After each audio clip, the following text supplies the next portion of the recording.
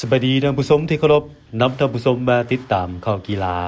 รถแก้วอินทกุมารนักแล่นทีมชาติลาวได้แซมอีกแล้ว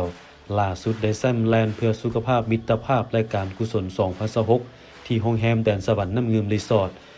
ระยะทาง7กิโลเมตรรับเงินรางวัล3,900,000 กีบก่อนหน้านี้รถแก้วหากทำลายสถิติประเทศลาวแลนทน 21.1 กิโลเมตรหรือฮาล์ฟมาราธอนรายการเวียงจันทร์ฮาล์ฟมาราธอนนานาชาติ2026ในวันแม่นหญิงสากล8 มีนาผ่านมาโดยเวลา1ชั่วโมง26นาที6วินาทีทุบสถิติเก่าของตัวเอง23วินาทีนี่เป็นแซมรายการที่6ของรถแก้วในปีนี้ต่อจากวังเวียงฮาล์ฟมาราธอนซินิซิสเวียงจันทร์ฮาล์ฟมาราธอน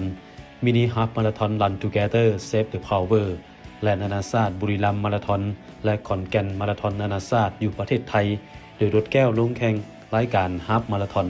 รวมทั้งมินิมาราธอนเพื่อเฉลิมฉลองการดำเนินกิจการทางด่วนลาวจีนนครหลวงเวียงจันทร์หาบางเวียงครบรอบ5 ปีที่จัดขึ้นในท้ายปี